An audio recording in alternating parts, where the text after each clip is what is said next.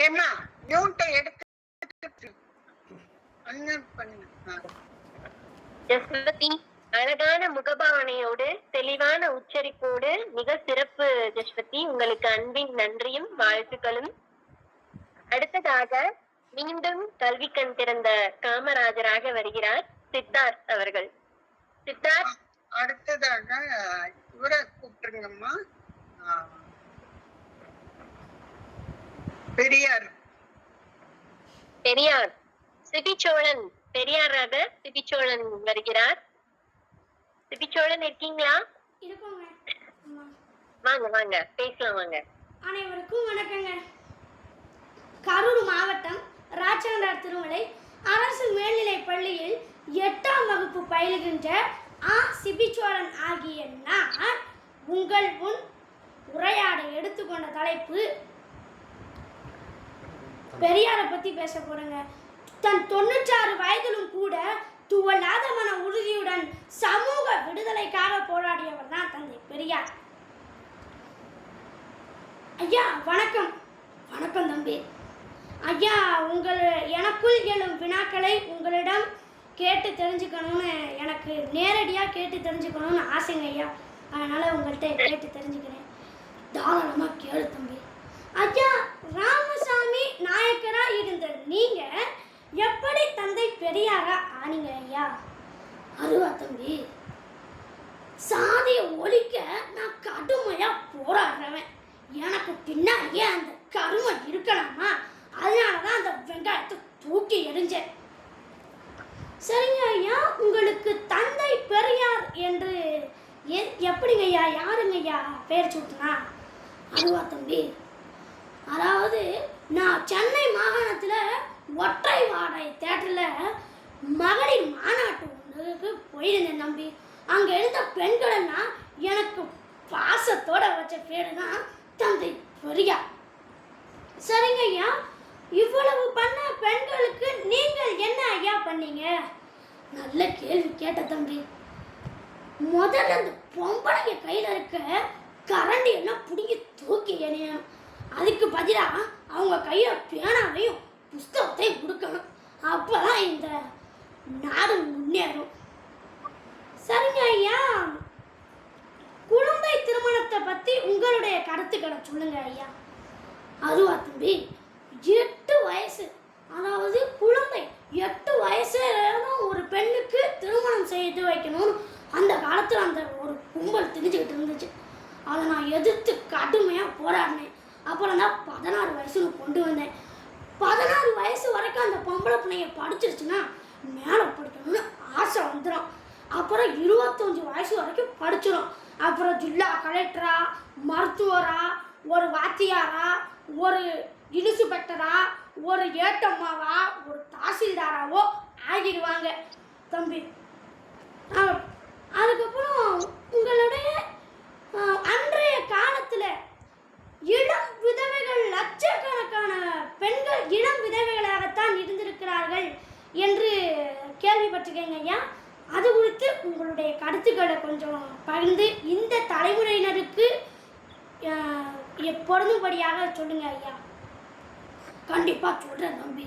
அதாவது அன்னைக்கு 1921ஆம் வருஷம் இருந்த கணக்கெடுப்பு படி ஒரு வயசுக்குள்ள இருந்த பொம்பளை பிள்ளைங்களோட விதவை வந்து 597 பேர் இருக்காங்க.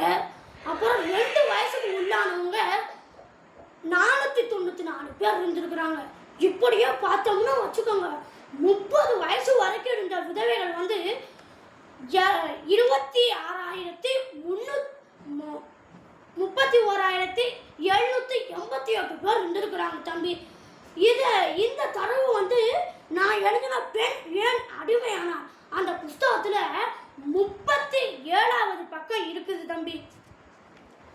சரிங்க ஐயா, இந்த தேவதாசி முறையை நீங்க கடுமையா எதிர்த்தீங்க அப்படின்னு நான் கேள்விப்பட்டேங்க ஐயா.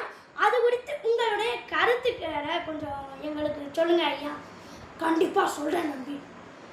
அது நான் எதிர்த்தாங்கிறது ஒரு பக்கம் இருக்கட்டும், ஆனா இது முக்கியமான பங்கு அம்மா சகோதரி முத்துலட்சுமி அவர்களுக்கு தான் அதிகமாக இருக்குது. அவங்களாம் சட்டப்பேரவையில் அதிகமாக குரல் எழுப்புனாங்க, இந்த தேவதாசி முறையை கண்டிப்பாக ஒழிச்சே ஆகணும்னு. ஆனால் அந்த பாப்பாரவங்க இருக்காங்க பாருங்க, அந்த வெங்காயங்க தான் இந்த தேவதாசி முறை நம்ம கடவுளுக்கு செய்ய தொண்டு அப்படின்னு சொல்கிறாங்க. அப்புறம் அந்த முத்துலட்சுமி அம்மையார் சகோதரி வந்து என்கிட்ட யோசனை கேட்டாங்க, ஐயா இதை எப்படிங்க ஐயா நான் எதிர்த்து இதை குரல் எழுப்புறது அப்படின்னு என்கிட்ட கேட்டாங்க. இந்த மாதிரி போய் சொல்லுமா, அப்போ இவங்க ஆடி போயிடுவாங்க அப்படின்னு சொல்லி அனுப்பி விட்டேன். சரிங்க ஐயா, நீங்கள் இப்போ சொன்னீங்கல்ல இது மாதிரி சொல்லுங்க அப்படின்னு சொன்னீங்க இல்லையா, அதை சொல்லுங்க ஐயா, அது எப்படிங்க? கண்டிப்பாக சொல்கிறேன் தம்பி. அது என்னன்னா, இந்த தேவதாசி முறை இருக்குல்ல, நீங்கள் கடவுளுக்கு சில துண்டுன்னு சொல்கிறீங்க, இது நம்ம கலாச்சாரம்னு சொல்கிறீங்க. அப்போது இந்த நாள் வரைக்கும் இதை நாங்கள் தானே செஞ்சுட்டு இருந்தோம். இனிமேட்டு உங்கள் வீட்டு பொம்பளைங்களை வச்சா இந்த தேவதாசி முறையை கடைப்பிடிங்க அப்படின்னு சொன்ன தம்பி. அடுத்த நிமிஷமே அவங்க அந்த தேவதாசி முறையை ஒழிச்சு கட்டிவிட்டாங்க. அப்புறங்க ஐயா, பெண்களுக்கான சொத்துரிமையில் உங்களுக்கு நீங்கள் தான் கொண்டு வந்தீங்கன்னு தெரியும், அதை குறித்து சிறு குறிப்பு சொல்லுங்க ஐயா. கண்டிப்பாக சொல்கிறேன் தம்பி. இங்கே வெள்ளை வேட்டுக்கு இருக்கிற மரியாதை வெள்ளை சேலைக்கு இருக்கிறது கிடையாது. ஆணுக்கும் சரிநிகர் பங்கு இருக்கணும், பெண்ணுக்கும் சரிநிகர் பங்கு இருக்கணும் தான் என்னுடைய அபிப்பிராயம். அதுபடி பார்த்தோம்னு வச்சுக்கோங்க, பெண்களுக்கும் சொத்துல சம உரிமை இருக்கணும், ஆண்களுக்கும் இருக்கணும். இதுதான் என்னோட அபிப்பிராயம். சரிங்க ஐயா, இவ்வளவு சமூக புரட்சிகளை செய்த உங்களுக்கு கருத்தியல் ரீதியான தாக்குதல்கள் வந்திருக்கும், சரி உடல் ரீதியாகவும் தாக்குதல்கள் வந்திருக்கும். அதை பற்றி கொஞ்சம் சொல்லுங்களேன் ஐயா. கண்டிப்பாக சொல்கிறேன் தம்பி. கருத்தியல் ரீதியாக வந்துச்சுன்னா அதுக்கெல்லாம் நான் உடனே சொல்லிவிடுவேன், அதுக்கெல்லாம் எவனும் இல்லை. உடல் ரீதியாக சொல்கிறேன் தம்பி. கடலூருக்கு ஒரு கூட்டத்துக்கு போயிட்டு வந்துட்டு இருக்கும்போது ஏன் வண்டின்னு தெரிஞ்சு ஒருத்தவர் செருப்பை கொண்டு அடிச்சு விட்டாரு. என்னங்க ஐயா, உங்கள் மேலே செருப்பை கொண்டு அடிச்சு விட்டாங்க, என்னங்க ஐயா பண்ணீங்க? அதுவா தம்பி, அந்த வண்டியை விட்டு இறங்கி கொஞ்ச நேரம் நின்று பார்த்தேன். ஏன் ஒரு செருப்பை எரிஞ்ச ஆளு இன்னொரு செருப்பை எறிவாரு, அதுக்கு காத்துக்கிட்டு இருந்தேன் தம்பி. அவரும் இறஞ்சாரு. சரிங்க ஐயா, இந்த செருப்பு உங்களுக்கு இருக்குங்க ஐயா. சொல்கிறேன் தம்பி, இந்த 2 செருப்பை ஏழை விட்டேன், இது ஏன் மேலே எரிஞ்ச செருப்பு அப்படின்னு ஏழை விட்டேன். அதில் வந்த காசை ட்ரஸ்ட்டில் போட்டேன் தம்பி. ஐயா, பிறப்பானையே பணக்காரங்க நீங்கள் ஏங்க ஐயா இந்த இதில் சொன்னீங்க? இவங்களுக்கு என்னங்க ஐயா அந்த ட்ரஸ்ட்டை வச்சு என்னங்க ஐயா பண்ணியிருக்கீங்க? சொன்ன தம்பி, திருச்சிக்கு பக்கத்தில் இருந்துக்கிட்டு இப்படி ஒரு கேள்வி கேட்குறீங்களே. அங்கே ஒரு அரசு கல்லூரி கட்டிருக்கிறேன், அப்புறம் அன்னைக்கு மதிப்பீட்டிலேயே அந்த பெரியாஸ்பத்திரியில் 1 லட்சத்திற்கு மதிப்பு 1 லட்சத்து மதிப்பீட்டில் ஒரு மகப்பேறு வார்டையும் கட்டி கொடுத்துருக்குறேன் தம்பி. சரிங்க ஐயா, இவ்வளவுனா தரவுகளை சொன்ன நீங்கள் இந்திய விடுதலைக்கு நீங்கள் உங்களுடைய கருத்துக்களை சில பேர் தவறாக புரிஞ்சுக்கிறாங்க, அதை பற்றி உங்களுடைய கருத்தை சொல்லுங்க ஐயா.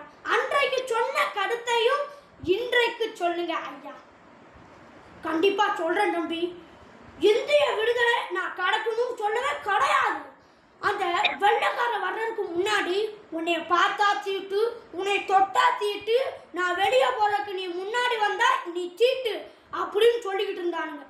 அப்புறம் வெள்ளைக்காரன் வந்ததுக்கப்புறம் அவன் நம்ம கூட கை குலுக்கி பழகுனான், எல்லாமே பண்ணான். அதனால தான் நான் இன்னும் ஒரு கொஞ்சம் வருஷம் இருந்தானா இந்த சாதி மதம் எதுவுமே இருக்காது அப்படின்னு சொன்னேன் தம்பி. இது கூட தெரியாத ஒரு சில வெங்காயங்க இந்த கேள்வியை கேட்டா நான் என்ன தம்பி பண்ணுறது?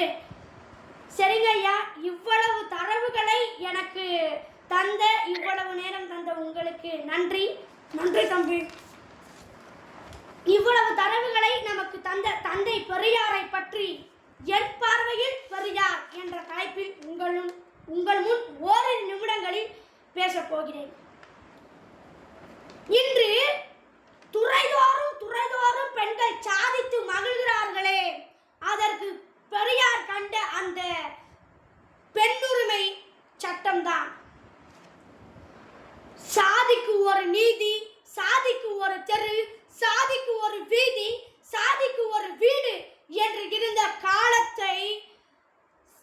இன்ஜினியர் வீடு, இது வாத்தியார் வீடு, இது வக்கீல் வீடு, இது தாசில்தார் வீடு என்று மாற்றி அமைத்தவர் தந்தை பெரியார்.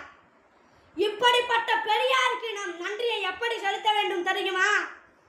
தீண்டாமையை ஒருபோதும் தீண்டாமல் இருந்தால் அது தந்தை பெரியாருக்கு செலுத்துகின்ற நன்றி.